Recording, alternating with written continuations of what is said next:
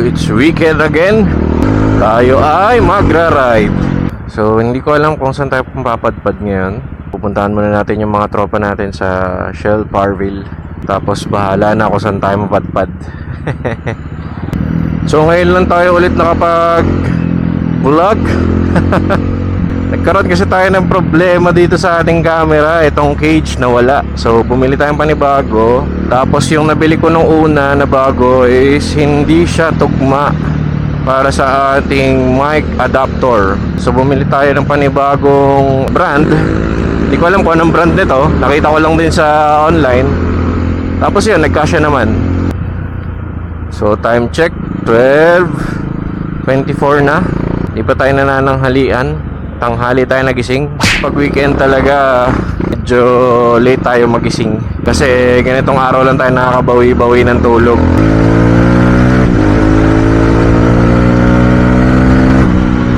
So kung mapapanood nyo pala yung last vlog natin, yun yung Mindoro Loop. Ang tanong bakit di natin ginamit si Calix doon, dahil alam nating mga rough road, isa sa mga consideration natin ay yung comfort ni Mrs. Dahil si Mrs. kasi hindi siya komportable dito kay Calix pag long ride. Okay lang short ride, pero long ride medyo hindi siya komportable sa upuan. Salamat kay Boss JL sa pagpapahiram sa atin ng kanyang si Blacky. So ayan, kasama na natin sila. Tapos papunta na tayo sa kung saan man tayo abutin. So may kasama pa pala tayong isa. Naghihintay siya sa Buso-Buso. Kikitain muna namin doon. Pag-usapan na lang namin kung saan kami mapupunta. Good luck sa amin. Sana maganda ang ating ride ngayon. Let's go. So yan, may nasama na tayong mabubudol ngayong araw. Bali, 4 na kami. So, ang napagdesisyonan, tatry daw namin doon sa may Santa Ines.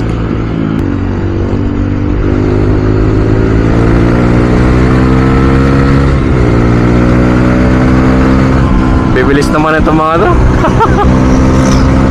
So, mga kasama pala natin, dalawa galing sa Mindoro Classico.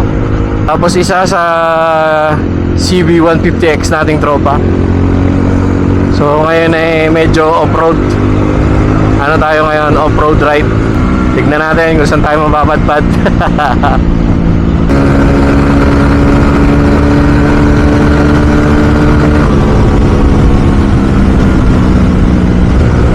Di na makaisandaan si Calix Simula nung nagpalit tayo ng sprocket na mas malaki para sa ahonan, hindi na siya nakakaisandaan. Buti na lang kinagandaan dito kay Calix, kahit hindi na natin siya hawakan sa clutch, nakakapag-shift na siya.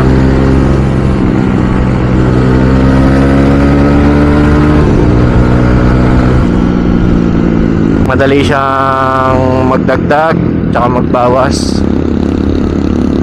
Pero wala akong RPM meter, so ano lang yan, pakiramdaman lang. You know, GSX.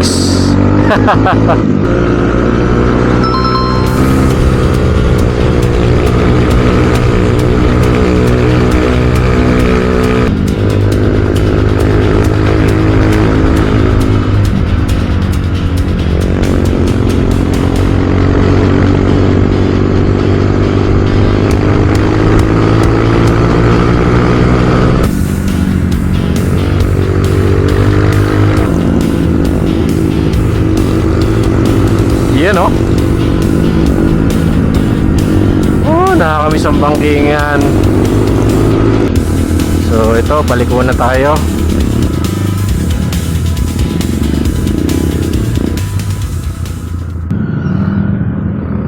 Hoy! Binabato talaga te, binabato. Binabato talaga no te. Grabe yan no. Salamat po. Thank you.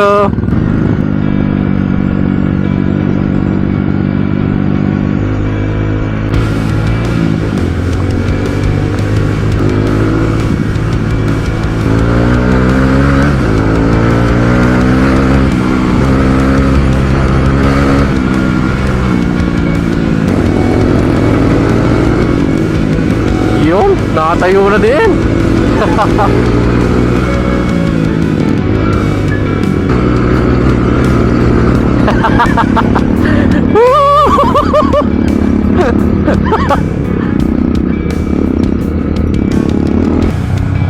Saan dito? Hindi ko alam kung saan daan. Alam niya?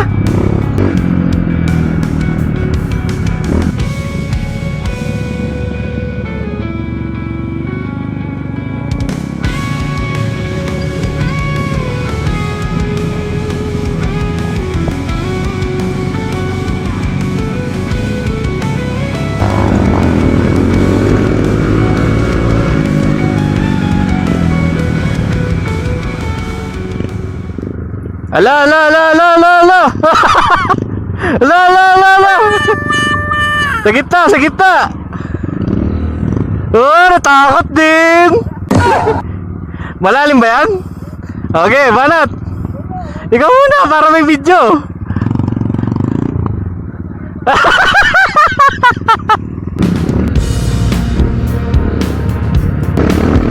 Yung, okay aton.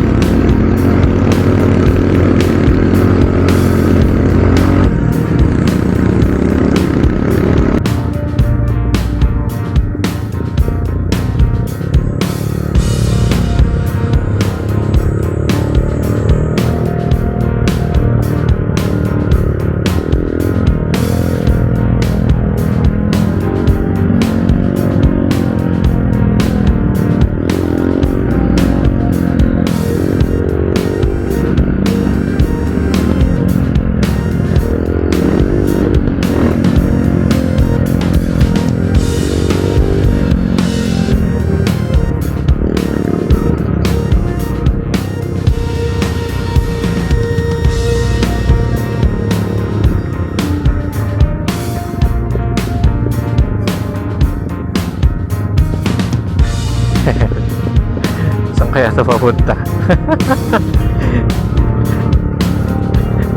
Ang galing talaga ng Mindoro Classico Expedition Team. Kung saan sila nakakapapadpad dito.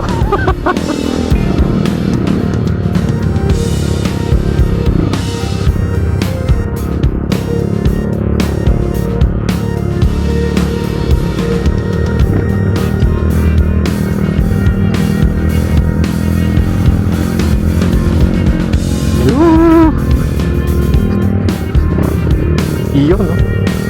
Batuhan.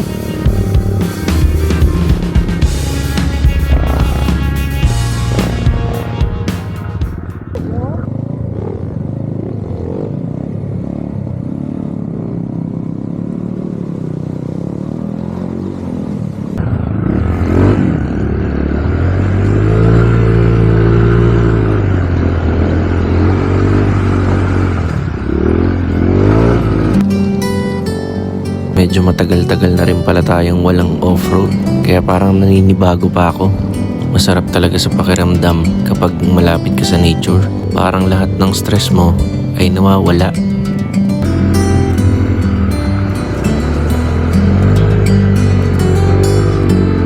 Wihee! Hoy, na-stuck ka na ano?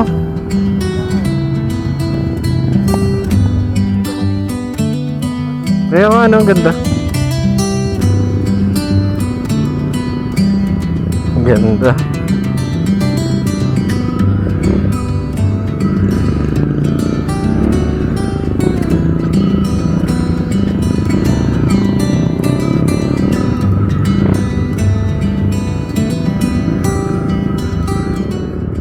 Linaw ng tubig.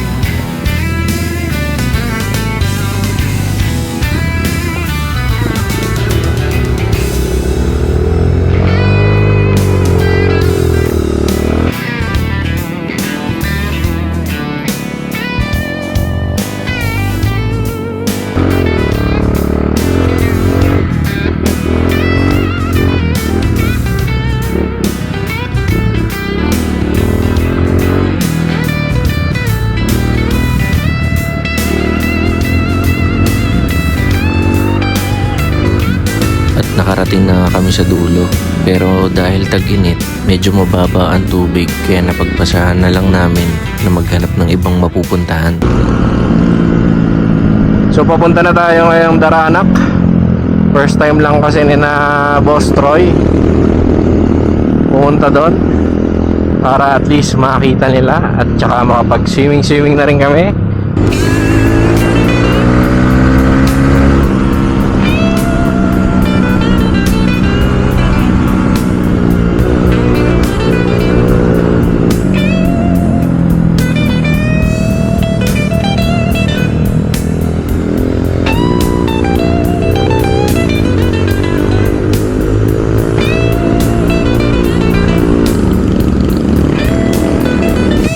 Yun, nakarating din kami sa Daranak.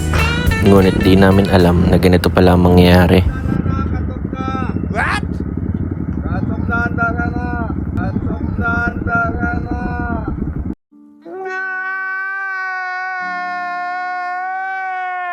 Yun lang. Hanggang 5 po yan, kaya lang nagkakatap po sila ng 4. Yun lang. At dahil hindi nga namin inaasahan na ganito ang mangyayari, naghanap agad ako ng iba naming pupuntahan at nakakita tayo ng isa pang spot. So yun guys, dito tayo napadpad sa Quaternos Park, Hidden Lagoon. So yun, nagsimula na tayo sa ating adventure, oh. Oh. Papunta dun sa, ano ba yan? Lagoon ba yan, pre? Sa Lagoon. Follow lang daw namin tong yellow flag. 10 minutes of ano daw to, trekking.